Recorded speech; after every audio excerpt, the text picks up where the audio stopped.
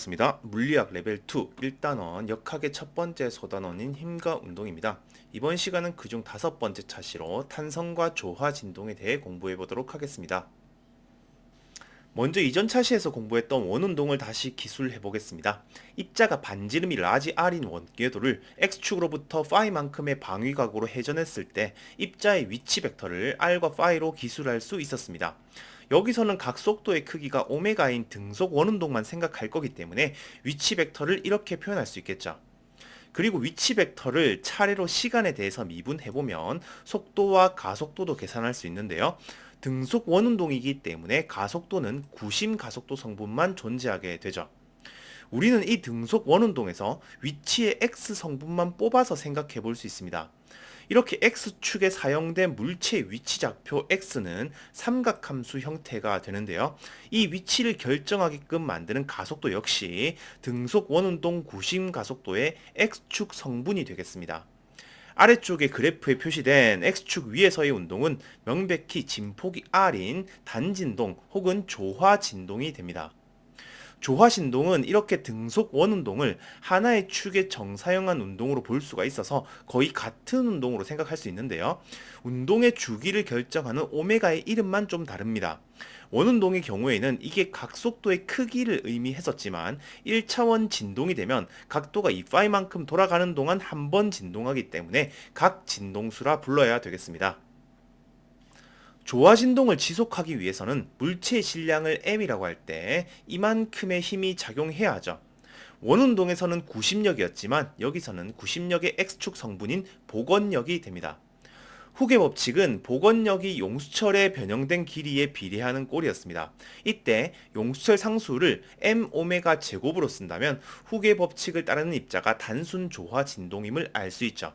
즉 이 식의 해는 루트 n분의 k를 각 진동수로 하는 삼각함수가 된다는 거죠. 그래서 조화 진동하는 물체의 운동을 시간에 따라서 나타내보면 이렇게 삼각함수 형태로 나타나게 되고요. 여기서 진동의 주기는 오메가분의 2파이, 용수철 상수로 표현하면 루트 k분의 m의 2파이가 곱해진 값이 됩니다. 원운동으로 치면 회전의 주기가 되는 거죠. 용수철처럼 복원력을 만드는 물질은 변형되지 않은 길이에서 x만큼의 길이 변화가 일어났을 때 변형의 반대 방향의 탄성력이 생깁니다. 이 탄성력은 변형된 길이 x에 의존하는 함수일 건데요. 이걸 당함수로 전개해보면 여러 차수에 의존하는 형태를 보이게 됩니다. 여기서 첫 번째 항의 음수를 선택하는 건 변형이 매우 조금 일어났을 때 변형의 반대 방향의 힘, 즉 복원력으로 작용해야 하기 때문인데요. 이걸 변형에 대한 힘 그래프를 그려보면 변형이 작은 구간일 때 1차 함수의 영향이 가장 크기 때문이라는 걸 알 수 있습니다. 이렇게 작은 변형 구간에서의 복원력이 변형에 비례한다는 걸 후계 법칙이라 부르죠. 만약에 변형 길이 x가 꽤나 커진다면 높은 차수의 항의 효과가 커지기 때문에 복원력이 1차 함수에서 벗어나게 되고요. 더 이상 후계 법칙을 적용할 수 없는 범위가 되겠죠. 그래서 매우 작은 변형만 다루는 경우에는 이런 후계 법칙을 적용할 수 있기 때문에 모든 물질의 작은 변형이 조화 진동의 운동 방정식을 만들게 되죠. 그리고 이 식을 풀면 삼각함수 형태의 진동이 발생한다는 결과도 알고 있습니다. 앞에서는 이 위치를 만족시키는 가속도를 찾아서 이 식이 조화 진동에 해라는 걸 확인했지만 이 방정식을 직접 풀어볼 수도 있습니다. 이 방정식을 대수적으로 한번 풀어달라는 요청이 있어서 레벨 3에서 소개하는 방법과는 다른 고등학생도 조금만 공부하면 접근 가능한 계산을 해보겠습니다. 물론 레벨 2 수준에서는 몰라도 됩니다. 먼저 운동의 법칙을 적용해서 이 방정식을 위치 x에 관한 식으로 정리하면 이렇게 위치에 대한 2차 미분 방정식을 얻을 수 있습니다. 그리고 미분 연산자를 이렇게 복소수를 이용해서 인수분해를 할 수 있는데요. 오른쪽 인수를 포함한 식을 라지 x로 치환한 식을 먼저 풀어보겠습니다. 이건 1차 미분 방정식이니까 간단히 변수 분리해서 적분하면 금방 구할 수 있죠. 그러면 우리가 풀어야 하는 나머지 식은 이거죠. 이것도 1차 미분 방정식이니까 그다지 어렵진 않은데요. 일단 식을 한쪽으로 정리한 다음에 여기 있는 x에 관한 두 항을 한꺼번에 쓰기 위해서 exponential i 오메가 t를 곱해 보겠습니다. 그러면 왼쪽 두 항은 곱미분에 의해서 자연스럽게 묶이게 되고요. 양변을 적분해서 이런 결과를 얻게 됩니다. 어차피 이 항은 임의의 상수 x0가 포함되어 있기 때문에 다른 적분상수 d로 표현하는 게 좋겠습니다. 앞에서 얘기했던 삼각함수와 다른 결과인 것 같지만 사실 오일러 공식을 이용해서 C와 D로 A, B를 표현하면 완전히 같은 결과임을 알 수 있죠. 이제 이 탄성력을 만드는 물질의 특성에 대해 알아보겠습니다. 일단 용수철 상수가 K1, K2인 두 용수철을 직렬로 연결해보면 용수철 한쪽 끝을 F의 힘으로 당겼을 때 두 용수철 모두가 다른 길이 X1, X2만큼 늘어나게 됩니다. 용수철이 하나의 줄로 연결되어 있다면 탄성력은 모든 위치에서 동일하게 적용되기 때문에 각각의 용수철이 늘어난 길이는 각 용수철의 용수철 상수분의 탄성력이 되겠죠. 이걸 하나의 용수철에 대한 변형으로 간주해보면 합성 용수철 상수 K에 대해서 이렇게 쓸 수 있습니다. 따라서 용수철의 직렬 연결에서는 합성 용수철 상수를 조화의 합으로 표현할 수 있고요. 더 많은 연결에서도 일반화시키면 이렇게 표현할 수 있겠죠. 이번에는 두 용수철을 병렬로 연결하고 같은 힘 F로 당기는 상황을 생각하겠습니다. 병렬로 연결했기 때문에 두 용수철은 같은 길이 X만큼 늘어나야 되고요. 탄성력 F는 두 개의 탄성체에 나눠 걸리기 때문에 각 용수철에 걸리는 탄성력 F1, F2의 합은 전체 탄성력 F가 됩니다. 또 각 용수철이 똑같이 X만큼 늘어나기 위해서는 탄성력이 용수철 상수에 비례해서 나눠져야 되죠. 이렇게 용수철이 병렬 연결되었을 때 합성 용수철 상수에 해당하는 K는 각각의 용수철 상수의 합이 됩니다. 여기서도 역시 더 많은 연결에 일반화시키면 이렇게 표현할 수 있겠죠. 다시 정리하면 용수철을 병렬 연결시켰을 때는 각 용수철 상수의 요소를 합하면 합성 용수철 상수가 되고요. 직렬 연결시켰을 때는 각 용수철 상수의 조화합을 실행해야 합성 용수철 상수가 된다는 겁니다.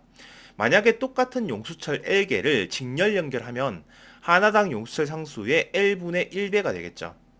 그리고 똑같은 용수철 A개를 병렬 연결하면 하나당 용수철 상수의 A배가 됩니다.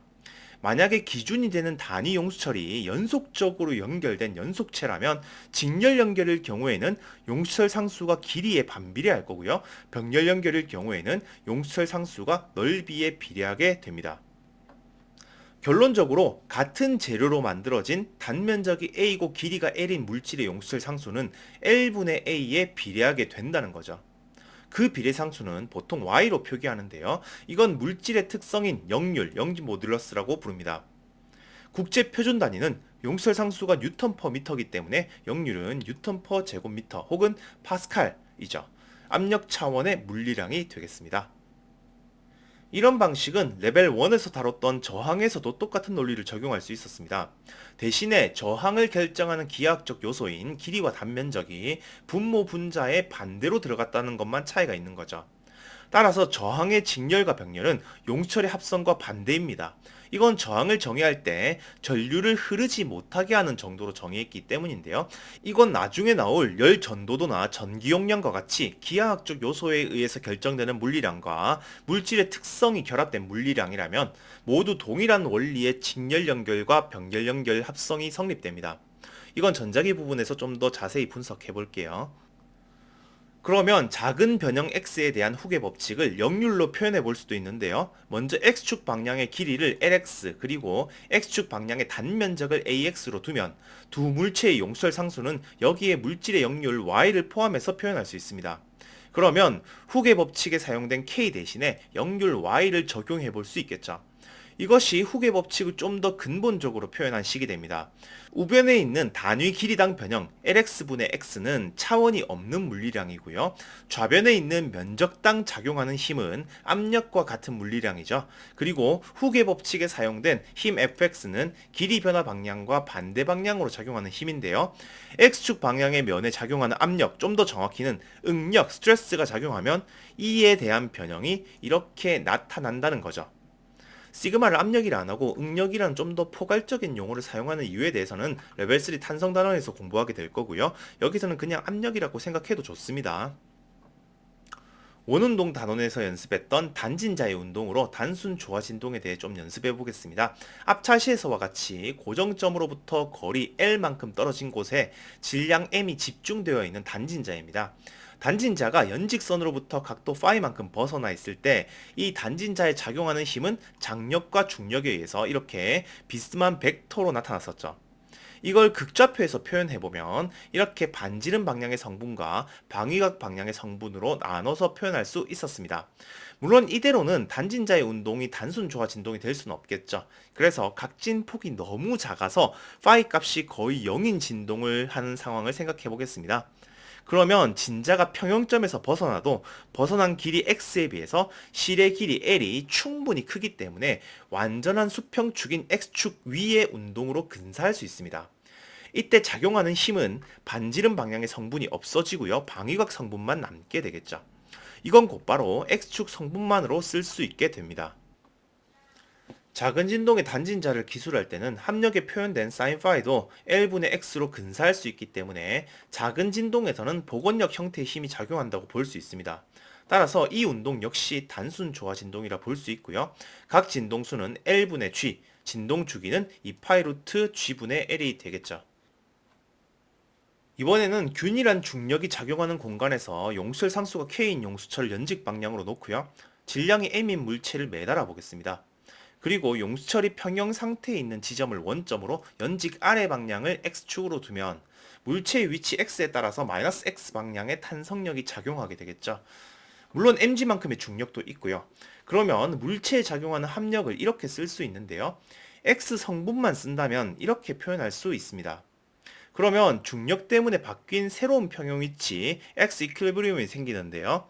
그 위치는 k분의 mg가 됩니다. 즉 탄성력에 의한 평형 위치가 중력 때문에 바뀌게 된 거죠. 또 여기서 이 새로운 평형점으로부터의 변이 x'을 도입해서 x' 좌표에 대한 새로운 진동을 생각해 보겠습니다.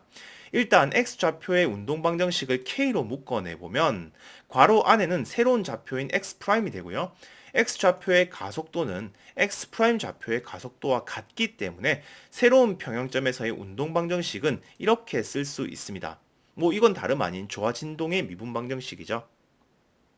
탄성 평형점의 이동은 꼭 중력이 아니더라도 물체의 일정한 외력, 스몰 f가 작용하는 모든 상황에 적용할 수 있는데요.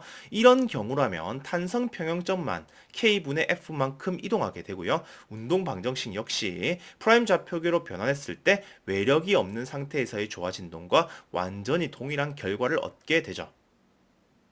이번에는 용술 상수의 합성에 대한 연습입니다. 먼저 길이가 L로 같고 단면적이 각각 A1, A2인 물질을 직렬 연결시킨 탄성체를 생각하겠습니다. 이 물질의 역률은 Y로 같습니다. 그러면 각 원기둥의 용술 상수는 이렇게 표현되고요. 합성 용술 상수는 조화합을 계산해서 이런 결과를 얻을 수 있습니다. 이 계산을 연속체에도 확장시켜 볼게요. 먼저 X좌표에 나타나는 연속체의 단면적을 A, 해당 면을 가진 미소 두께를 dx로 두면 이 탄성체는 미소 원기둥을 무한히 직렬 연결해야 하죠. 물론 적분 범위는 구해야 할 연속체의 위치좌표 범위가 될 거고요. 따라서 연속체의 용술 상수는 이렇게 쓸 수 있습니다.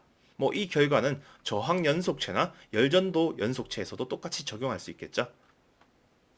마지막으로 3차원 탄성으로 응용을 좀 해볼 건데요. 먼저 역률이 y인 세 변의 길이가 각각 xyz인 직육면체를 생각하겠습니다.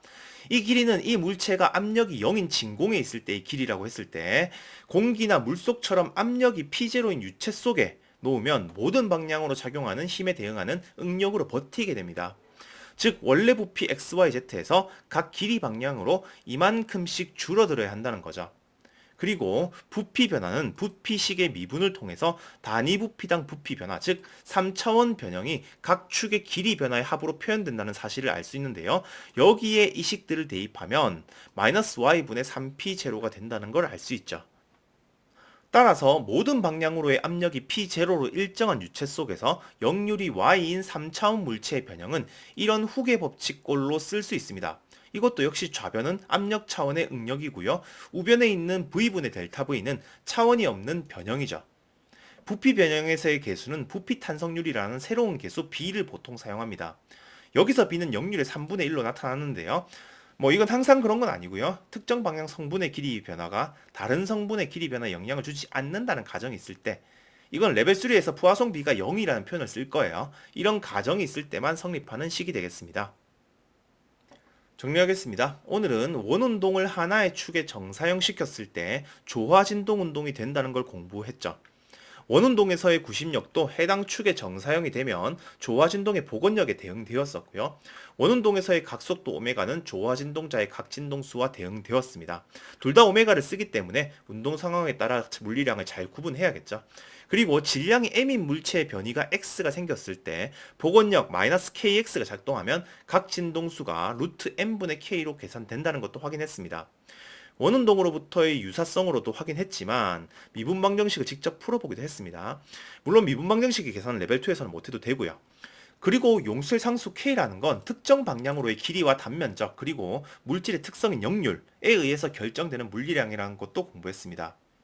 여기서 용술 상수를 결정하는 기하학적 요인인 단면적과 길이는 각각 병렬 연결과 직렬 연결에 대응되기 때문에 이런 회로 논리에 따라서 유도한 결과였죠. 이런 특성은 여러 단원에서 많이 보이게 될 겁니다. 마지막으로 예제에서 다뤘던 단진자 역시 작은 진동이라면 용술 상수가 길이분의 무게꼴이 되기 때문에 진자의 각 진동수가 루트 L분의 G라는 것도 확인했습니다. 오늘은 여기까지 공부하겠습니다. 감사합니다.